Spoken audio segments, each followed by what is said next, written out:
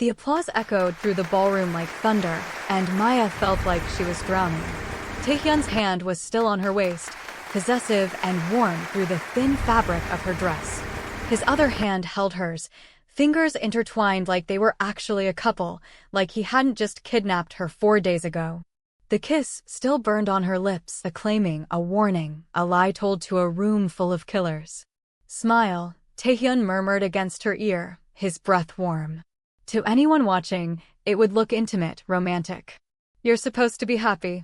Maya forced her lips into something resembling a smile, though it felt more like baring her teeth. "I hate you." "I know." His own smile was perfect, not reaching his cold eyes. "Remember that feeling. It'll keep you sharp."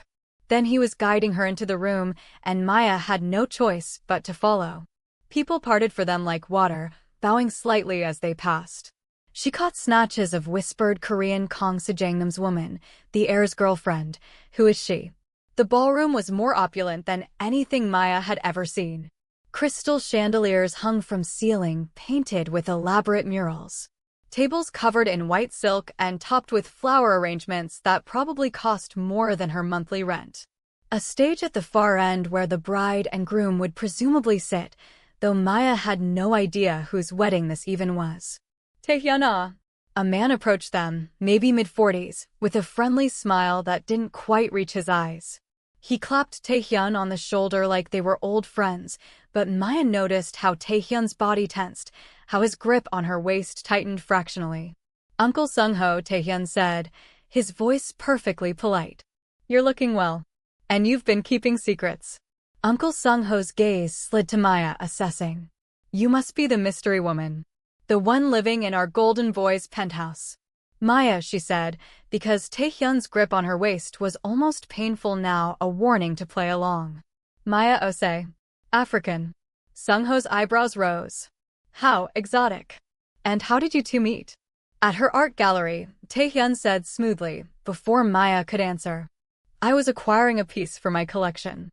Maya's work caught my eye." Then she did. The lie rolled off his tongue effortlessly. Maya wondered how much practice he'd had at deception. "An artist." Sung-ho looked amused. "Your father must be thrilled. He's been trying to marry you off to the Park family for years." "My father doesn't control my personal life." Something dangerous flickered in Tae-hyun's eyes. "Excuse us, uncle. I see my father approaching." He steered Maya away before Sung-ho could respond, guiding her through the crowd with practiced ease.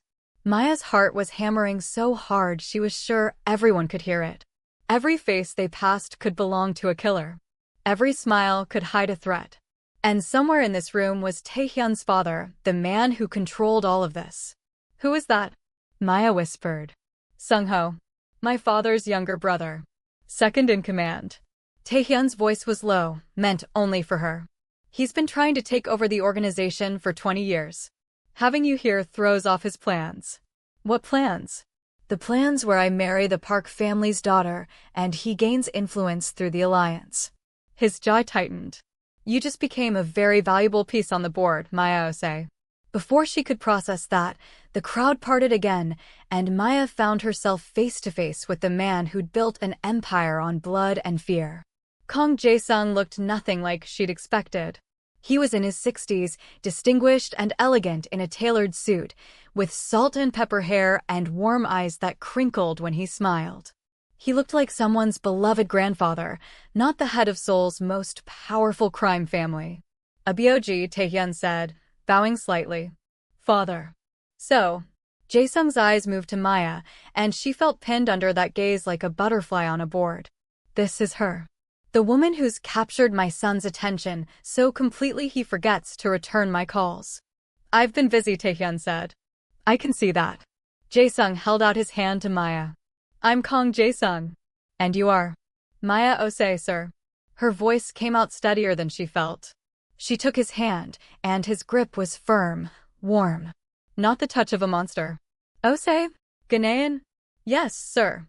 I came to Seoul 3 years ago for art school," Jae-sung finished. "Yes, I know. I had you investigated, of course. Can't have just anyone dating my son." His smile was kind, almost paternal. "Your work is quite beautiful." The way you blend African and Korean influences. Very unique. He'd seen her work. Somehow, that violation felt worse than being kidnapped. These people had looked into every corner of her life, analyzed her art, her dreams, everything she was. Thank you, Maya managed. Though I must say, I'm curious. Jae-sung's eyes moved between her and Tae-hyun. My son has never brought a woman to a family event before. Never shown interest in anyone at all, really. I was starting to worry. He chuckled, like he'd made a joke. So tell me, Maya, what are your intentions with my son? The question caught her off guard. Wasn't it supposed to be the other way around? Wasn't he supposed to ask Tae-hyun about his intentions? Maya started. She's nervous, Abyoji, Tae-hyun interrupted, his arms sliding around her shoulders in a gesture that would look protective to anyone watching. This is a lot to take in. Meeting the family, all these people. Of course, of course. Jae-sung's smile widened. Forgive an old man's curiosity. Come, sit with me. I want to hear all about how you tamed my untamable son. He guided them toward a table near the front, the family table, Maya realized with growing dread. As they walked, people bowed to Jae-sung with even more deference than they'd shown Tae-hyun. This was the king, and she was sitting at his table, pretending to date his heir. The table was already occupied by several people. A woman in her 50s with kind eyes and elegant bearing, Tae-hyun's mother, Maya guessed. A younger man, maybe mid-20s, who looked like a softer version of Tae-hyun. And a girl, barely 20, who was staring at Maya with open curiosity. Everyone, this is Maya, Jae-sung announced as they sat. Tae-hyun's girlfriend. Maya, this is my wife Sun-hee, my younger son Min-jae, and my daughter Ji-won. Finally. Ji-won leaned forward, her eyes sparkling. I was starting to think Appa was a robot. Do you know he's never even mentioned dating anyone? Never brought anyone home? Yama was getting desperate. Ji-won, Sun-hee said gently, but she was smiling. Her gaze on Maya was warm, welcoming. Don't overwhelm her. This must all be very strange. You have no idea, Maya thought. It's nice to meet you all, she said instead, because what else could she say? Min-jae was quieter, watching her with the same analytical gaze as his brother. You're an artist, he said. It wasn't a question. Yes, I paint. Min-jae is studying business, Sun-hee explained. At Seoul National University. He's supposed to join the family company after graduation. The family company. What a pleasant euphemism for organized crime. And Ji-won is in her second year at UA, Tae-hyun added, his hand finding Maya's under the table. His thumb stroked across her knuckles, a gesture that would look affectionate, but felt like a reminder. Play along. The conversation flowed around her as dinner was served, course after elaborate course of food Maya barely tasted. Jae-sung told stories about Tae-hyun's childhood, embarrassing anecdotes that made Ji-won laugh and Min-jae smirk. Sun-hee asked Maya about Ghana, about her family, about her art with genuine interest. They seemed so normal. So much like any other family at any other wedding. Except they weren't. Maya watched as men approached the table periodically, bowing low, exchanging quiet words with Jae-sung that she couldn't quite hear. She saw the way Tae-hyun's jaw tightened when certain people looked at her. The way Min-jae's eyes tracked movements around the room like he was cataloging threats. This family built their fortune on violence. The man telling her a funny story about Tae-hyun's first day of school probably ordered executions over breakfast. The woman asking about her favorite artists had probably buried bodies in her designer heels. And somehow, Maya was supposed to smile and nod and pretend this was normal. Dance with me, Tae-hyun said suddenly, standing and offering his hand. Maya looked up at him confused. The bride and groom had just shared their first dance, and now other couples were joining them on the floor. I don't, she started. It wasn't a request. His eyes held that warning again. Maya took his hand, letting him lead her onto the dance floor. The string quartet was playing something slow and romantic, completely at odds with the way her heart was racing. Tae-hyun pulled her close, one hand on her waist, the other holding hers. They moved together, and Maya was surprised to find he was a good dancer, smooth, confident, guiding her through steps she barely knew. You're doing well, he murmured, his lips close to her ear. To anyone watching, They probably looked like lovers sharing an intimate moment. I feel like I'm going to vomit. Don't. That dress is expensive. Despite everything, Maya almost laughed. But then she caught sight of Uncle Sung-ho watching them from across the room, his expression unreadable. Why is he staring at us like that? Because you ruined his plans. Tae-hyun spun her, and she stumbled slightly. His grip tightened, steadying her. He wanted me to marry Park Min-young. Her family controls the docks. The marriage would have given him leverage to challenge my father. And now? Now I'm publicly involved with you. Which means the Park alliance is dead. His eyes met hers, dark and intense. You just made yourself a target, Maya Ose. The words sent ice down her spine. I didn't choose this. No, but you're in it now. He pulled her closer, and Maya could feel the hard planes of his body against hers.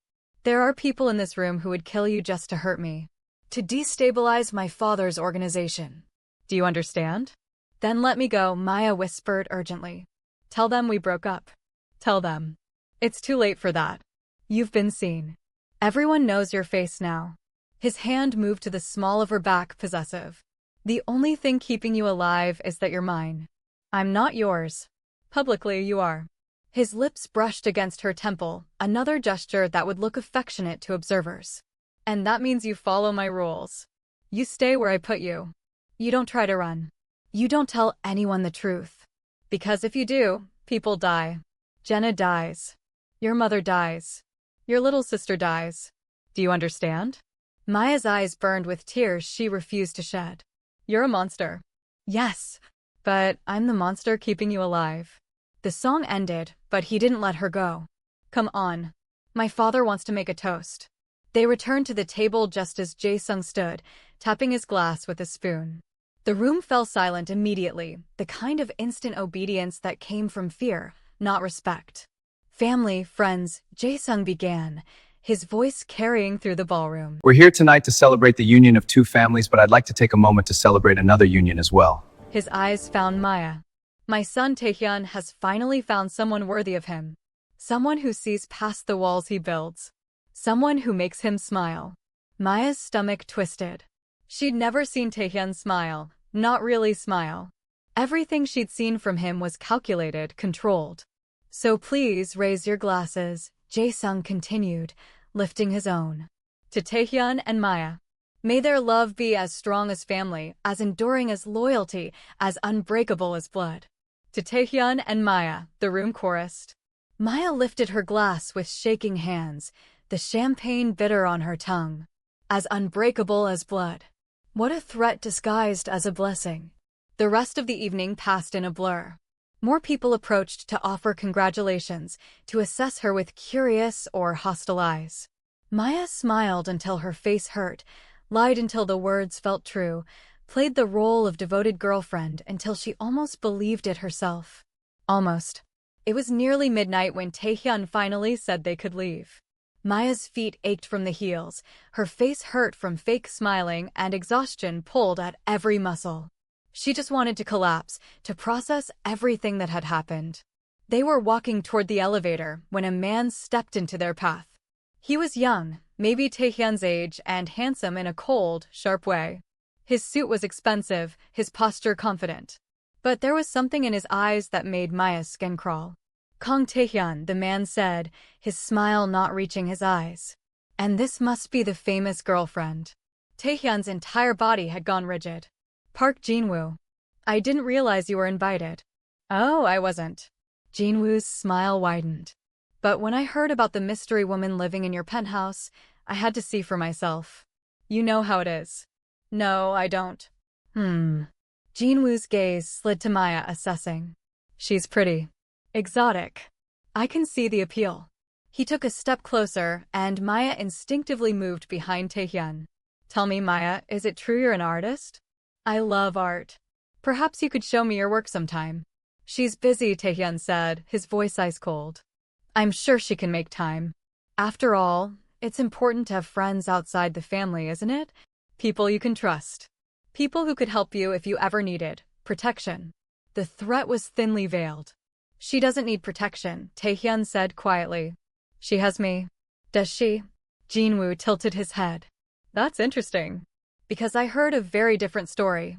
I heard that a certain witness from a certain gallery might have seen something she shouldn't have. I heard there's quite a lot of money being offered for information about said witness. Maya's heart stopped. Tae-hyun moved so fast she barely saw it. One moment Jinwoo was smiling, the next he was slammed against the wall, Tae-hyun's forearm across his throat. Listen carefully, Tae-hyun said, his voice deadly calm. If you or anyone from the Park family goes near her, if you so much as look at her wrong, I will burn your organization to the ground. I will kill your father, your brothers, everyone you've ever cared about. And I'll make you watch. Do you understand? Jinwoo wheezed, his face reddening. You're starting a war over a girl? No. Tae-hyun leaned closer. I'm ending one before it begins. He released Jinwoo, who stumbled, gasping. Security was approaching Tae-hyun's men, Maya realized. They must have been watching. Take Park Jinwoo to his car, Tae-hyun ordered. Make sure he understands he's no longer welcome at family events. Yes, Sejangnam. As Jinwoo was escorted away, still coughing, Tae-hyun turned back to Maya. His expression was cold, controlled, but she could see something burning beneath the surface. Get in the elevator, he said quietly. Maya didn't argue. The doors closed behind them, and the elevator began its ascent. The silence was suffocating. He knows, Maya whispered. He knows I'm the witness. He suspects. There's a difference.